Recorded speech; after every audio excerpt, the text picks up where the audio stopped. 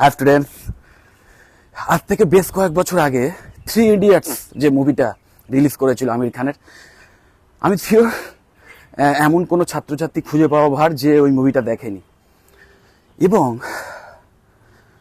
অনেকেই আছে যারা সেই মুভি দেখে ইন্সপায়ার্ড হয়ে মানে নিজের প্রফেশন চেঞ্জ করেছে, নিজের কেরিয়ার চেঞ্জ করেছে। কারণ কি, ওই মুভিতে রেহান বলে যে ক্যারেক্টারটা ছিল সেখানে দেখিয়েছিল যে সে আলটিমেটলি ইঞ্জিনিয়ারিং পড়তে পড়তেও আলটিমেটলি তার একটা প্যাশান ছিল ফটোগ্রাফি, ওয়াইল্ড লাইফ ফটোগ্রাফি নিয়ে তার একটা প্যাশান ছিল। এবং যখন তাকে উদ্বুদ্ধ করে র্যাঞ্চো, তখন সে আলটিমেটলি তার সেই ইঞ্জিনিয়ারিংয়ের রাস্তা ছেড়ে দিয়ে আলটিমেটলি ফটোগ্রাফির লাইনটাকে বেছে নেয় এবং সেইখানেই ভবিষ্যতে সে সাইন করে, এইসব দেখিয়েছিল। এবং এটা দেখে অনেকে ভেবেছিল যে বাহ, এই তো এই একটা মানে তার মানে আমার যেটা ইচ্ছে আমি সেটাই করব, যেটা ইচ্ছে সেটাই করব। দেখো, মুভিটার মধ্যে একটা মুভি থেকে, যে কোনো মুভি থেকেই অনেক কিছু শেখার আছে, অনেক কিছু নেওয়ার আছে, কিন্তু অবশ্যই তোমাকে একটু যুক্তি বুদ্ধি দিয়ে বিশ্লেষণ করে নিতে হবে, ভালোটা বেছে নিতে হবে। রামকৃষ্ণের মতো মানে ওই দুধ থেকে খাঁটি মেন অংশটা বার নিয়ে নিতে হবে আর জলটাকে ফেলে দিতে হবে, এই টাইপের রাজহাতের মতো হতে হবে। যাই হোক, যেটা মেন ব্যাপার সেটা হচ্ছে, দেখো এখানে অনেকগুলো ব্যাপার শেখার আছে। প্রথম কথা, র্যাঞ্চো যে ক্যারেক্টারটা সেটা যে দেখিয়েছিল, সে যার মানে যেটা বলেছিল যে যেটা ইচ্ছা সেটা ভালো করে করো, তোমার যেটা হওয়ার ইচ্ছা সেটাই মন দিয়ে করো, তাহলে মানে সাফল্য এমনিতেই আসবে। এবং র্যাঞ্চোর কোন বিষয়ের ওপর ইন্টারেস্ট ছিল না, সে একজন বলতে পারো বর্ন ইঞ্জিনিয়ার ছিল, একজন বর্ন ইঞ্জিনিয়ার বা ইনভেন্টার বলতে পারো। ছোটবেলা থেকেই বিভিন্ন মেকানিক্যাল যন্ত্রপাতি প্রতি ভীষণ আকর্ষণ, সেইগুলোকে ঘাঁটতে ঘাঁটতে আস্তে আস্তে সে একটা মানে ন্যাচারাল একজন ইনভেন্টার হয়ে গেছিল। যে ইঞ্জিনিয়ারিংয়ের মানে মানে কারিগরি দক্ষতা, যেটা পুঁথিগত দক্ষতা, সেটা নেওয়ার আগে সে বর্ন ইঞ্জিনিয়ার ছিল।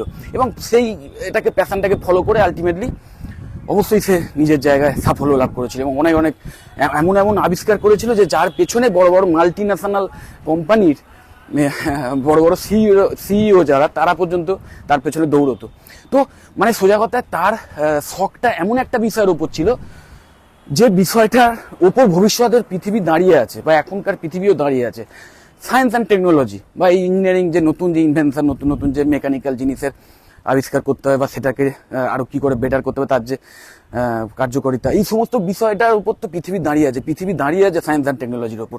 তো র্যাঞ্চোর মানে ইনবর্ন তার উপরই ইন্টারেস্ট ছিল, যে কারণে সে সেই বিষয়ের উপর সাইন করেছিল। এবার ওই রেহানের কেসে যদি আসো, যে দেখো ওইটা ওয়ান ইন এ ফ্লুক বলা যেতে পারে। কারণ কি, আর শুধু তাই নয়, তার সাথে সাথে অবশ্যই তার সেই বিষয়ে অসাধারণ প্রতিভাও ছিল। প্রতিভা এমন একটা জিনিস না, সেই জিনিসটা কিন্তু একটা খুব এক্সেপশনাল ব্যাপারকেও মানে যেটা মনে হয় অবাস্তব, সেটাও অনেক সময় বাস্তব করে দেয়। আমি বলছি না যে একদম হয় না, তা না, অবশ্যই হয়। মনে রাখবে আগে একটা সময় ছিল যখন হয়তো কোনো একটা পার্টিকুলার বিষয়, বিশেষ করে এই আর্ট অ্যান্ড বিভিন্ন আর্টিস্টিক ব্যাপার বা ক্রিয়েটিভিটির দুনিয়ায় যে কোনো একটা বিষয়ে কেউ যদি দক্ষ হতো, তাহলেই কিন্তু সে সাইন করতো। একটা সময় অবধি ছিল সেটা, এখনো যে করে না সেটা বলছি না, কিন্তু যেটা বললাম ওই ওয়ান ইন এ মিলিয়ন এরম টাইপের ব্যাপারটা হচ্ছে, সে অসাধারণ ছবি তোলার ক্ষমতা তার ছিল এবং ওয়াইল্ড লাইফ ফটোগ্রাফির প্রতি ভীষণ ইন্টারেস্ট ছিল, যেটা সে করেছে। কিন্তু এখনকার জামানায় কেউ যদি শুধুমাত্র ফটোগ্রাফিটাকেই অ্যাজ এ প্রফেশন বেছে নেয়, শুধুমাত্র ওয়াইল্ড লাইফ ফটোগ্রাফি, তাহলে সেই কেরিয়ারে নিজের সফলতাটাকে সেই জায়গায় নিয়ে যাওয়া বা সেইখান থেকে একটা বিশাল আর্নিং করা, সেটা কিন্তু অনেক বেশি লেংদি প্রসেস। এবং শুধু তাই না, তার সাথে সাথে সেই শখটা পূরণ করার জন্যে, মানে যে সেই কেরিয়ারটাকে করার জন্য যে দামি দামি মানে যে লেভেলের ক্যামেরা কেনা, বা সেটাও একটা বিশাল হাইফাই ব্যাপার। শুধু তাই না, সেইগুলো করার পরও মানে সেই কোর্স কমপ্লিট করার পর বা সেই নিয়ে প্রফেশনে গেলেই যে সে সফলতা পাবে, তারও কিন্তু ফুল নিশ্চয়তা নেই। কারণ সে তো শুধু ফটোগ্রাফি ছাড়া কিছু জানে না। আমি সেই হিসেবেই ধরছি যে যেহেতু তার ফটোগ্রাফিতে ইন্টারেস্ট, শুধু ফটোগ্রাফি নিয়েই করবে। তো সেই শুধু ফটোগ্রাফি নিয়ে যদি কেউ ভাবে যে আমি ওয়াইল্ড লাইফ ফটোগ্রাফি নিয়ে আমি একদম টপ লেভেলে যাবো, সেটা হবে না। এখনকার যুগে করতে হবে কি, তাকে ওভারঅল সেই ফটোগ্রাফি রিলেটেড আর যা কানেক্টেড ইন্ডাস্ট্রি রয়েছে বা আরও যা কানেক্টেড সেক্টর রয়েছে, সেইগুলোতেও তাকে অ্যাটলিস্ট মাস্টার না হলেও সেইগুলোতেও তাকে অনেক ভালোভাবে একটা ওয়াকিবল হয়ে উঠতে হবে এবং সেই বিষয়ে স্কিল সেট তৈরি করতে হবে।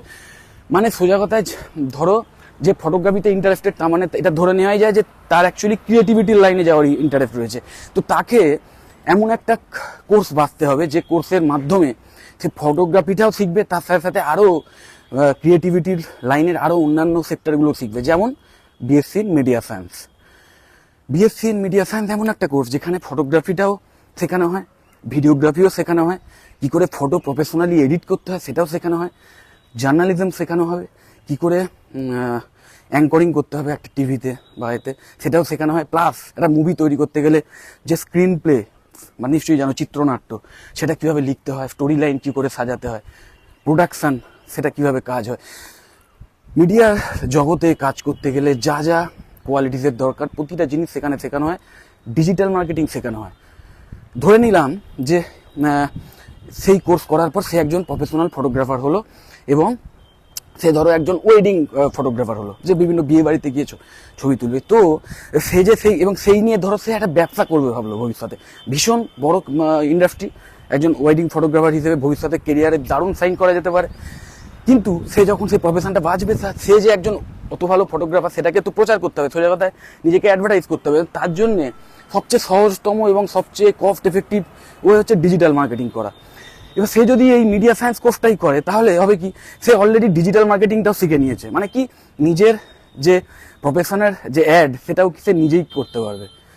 মানে অ্যাড তৈরি করার পেছনে যে খরচটা সেটাও কিন্তু তার বেঁচে গেল। মানে এটা একটা উদাহরণ দিয়ে তোমাদের বললাম যে কোনো একটা পার্টিকুলার বিষয়ের উপর তোমার ইন্টারেস্ট থাকলেই হবে না, এটাও দেখতে হবে যে ভবিষ্যতে সেই বিষয়টা নিয়ে কাজ করার সুযোগ আসবে কি আসবে না, বা এখন যদি থাকে ভবিষ্যতে আদৌ সেই কাজের সুযোগটা থাকবে কি থাকবে না। মানে শুধু চোখ কান বুঝে বা বুদ্ধি বিবেচনা না করে যেটা আমার ইচ্ছা সেটা নিয়েই পড়াশুনো করা শুরু করে দিলাম, সেটা নিয়েই মানে কেরিয়ার গড়বো এরকম একটা ভেবে নিলাম, এরম বোকামো করলে কিন্তু হবে না। তোমাকে অবশ্যই মার্কেটের ট্রেন্ডটা বুঝতে হবে যে ভবিষ্যতে কোন কোন বিষয়ের ওপর কাজের প্রচুর ক্ষেত্র আছে। তো ওই যেটা বললাম, যাদের ক্রিয়েটিভিটির দুনিয়ায় ইন্টারেস্ট রয়েছে, ধরো কেউ ফটোগ্রাফিতে ইন্টারেস্টেড, কেউ ধরো ছবি আঁকতে ভালোবাসে, কেউ ধরো ভালো গান করতে চায়, বা কেউ ধরো সিনেমার জগতে আসতে চায়, কেউ ধরো মানে ভিডিও এডিটর হতে চায়, কেউ ধরো ভালো মানে অ্যাঙ্কর হতে চায় টিভিতে বা বিভিন্ন টেলিভিশন চ্যানেলে। তো তাদের সবার জন্যই কিন্তু আমি বলবো যে সেই বিষয়টার ওপর অবশ্যই মাস্টার হও, কিন্তু তার সাথে সাথে ওই যেটা বললাম পুরো কানেক্টেড, মানে ওই ইন্ডাস্ট্রিতে কাজ করতে গেলে আরও যে সেক্টরগুলো আছে সেই তার উপরও কিন্তু মানে নলেজ বা স্কিল সেটাকে গ্রহণ করো। এবং অবশ্যই আমি বলবো অ্যাটলিস্ট ক্লাস 12-এর পর একটা গ্র্যাজুয়েশন কোর্স এমন করো যেটা কিন্তু তোমাকে সার্টিফিকেট দেবে যে তুমি এই সব বিষয়ে দক্ষ। এবং অবশ্যই একটা গ্র্যাজুয়েশন কোর্সের ভ্যালু আছে যদি ভবিষ্যতে তুমি মানে চাকরির জগতে যেতে চাও অ্যাটলিস্ট। কারণ এমএনসি থেকে যে প্রচুর চাকরির অফার আসবে শুধু তাই না, মিডিয়ার জগৎ থেকেও প্রচুর চাকরির অফার আসে এই কোর্স করার পর, বিএসসি ইন মিডিয়া সায়েন্স। তার সাথে সাথে তুমি যদি নিজে ইচ্ছে করো যে আমি একজন ফ্রিল্যান্স ফটোগ্রাফার হবো, বা আমি নিজে একটা গানের চ্যানেল খুলবো ওয়েবসাইটে, মানে ইউটিউবে বা এতে, সেটাও তুমি করতে পারো এবং অনেক প্রফেশনাল ওয়েতে করতে পারবে। আর এটাও অবশ্যই মানে ভুললে চলবে না যে ওই বইতে যে আরেকটি যে ক্যারেক্টার ছিল, নামটা আমার এক্স্যাক্টলি মনে পড়ছে না, রাজু যদ্দূর সম্ভব, হ্যাঁ রাজু মনে হচ্ছে, যাই হোক সেই ক্যারেক্টারে দেখিয়েছিল যে সে একটু মানে তার কিন্তু একটা আলটিমেট ছিল যে তাকে যেভাবেই হোক একটা ভালো জায়গায় চাকরি পেতে হবে, এবং সেই জন্যে সে মানে মানে চাকরিটা পাবে কি পাবে না এই ভেবে তার মানে এক্সামগুলো ভালো হতো না।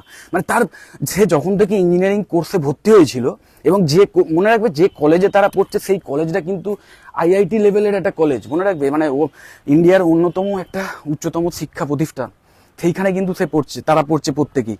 তো তাদের মধ্যে রাজু একদম খারাপ নাম্বার পেতো, কারণ কি সে সবসময় ওই কলেজে অ্যাডমিশন নেই, মানে তারা অলরেডি ভালো স্টুডেন্ট, এটা কিন্তু মনে রাখবে সবসময়, যে না হলে একটা ভালো স্টুডেন্ট না হলে ওই লেভেলের কলেজে চান্সই পাওয়া যায় না।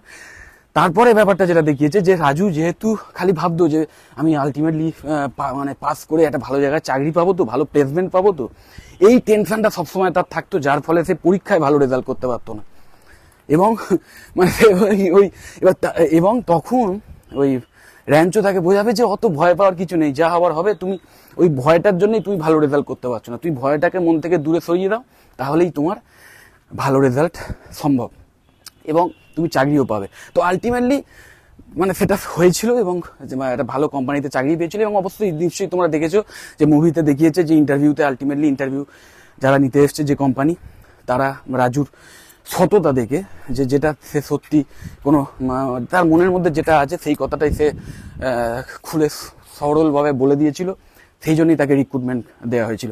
এবার মাথায় রাখবে একটা কথা, যে শুধুমাত্র অবশ্যই মনে রাখবে এটা সততার কোনো একটা সময় ছিল যখন এগুলোকে একটা বিশাল কোয়ালিটি হিসেবে ধরা হতো, কিন্তু এখনকার যুগে মানুষ এতটাই মানে মেটেরিয়ালিস্টিক হয়ে গেছে যে এটাকে খুব একটা গুণ হিসেবে ধরে না, কিন্তু অবশ্যই ধরা উচিত।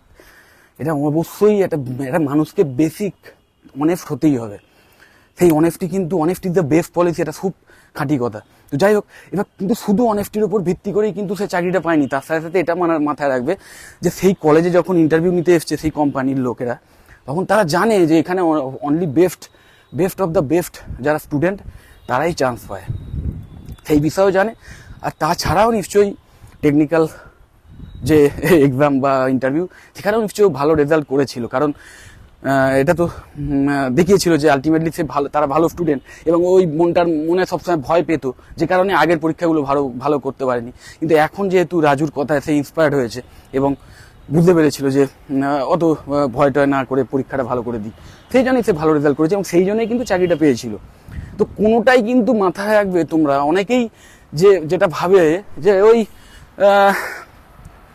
মানে ওই মানে মানে একটা জিনিস কোন একটা কোর্সে অ্যাডমিশন নিয়েছি ঠিকই, কিন্তু আমার ইচ্ছা এই গান করা বা আমার ইচ্ছা ছবি আঁকা বা আমার ইচ্ছা অমুক করা কোনো একটা অন্য কোনো বিষয়, সেইটা শুধু এবং মানে সেইটা ভেবে যদি তুমি তোমার পড়াশোনাটা ছেড়ে দাও, পড়াশোনাটা ছেড়ে দিয়ে যদি শুধু সেইটার পেছনে লেগে থাকো না, তাহলে কিন্তু ভবিষ্যতে সাইন করাটা আমি অসম্ভব একদম বলছি না, কিন্তু অনেক অনেক বেশি শক্ত হয়ে যায়।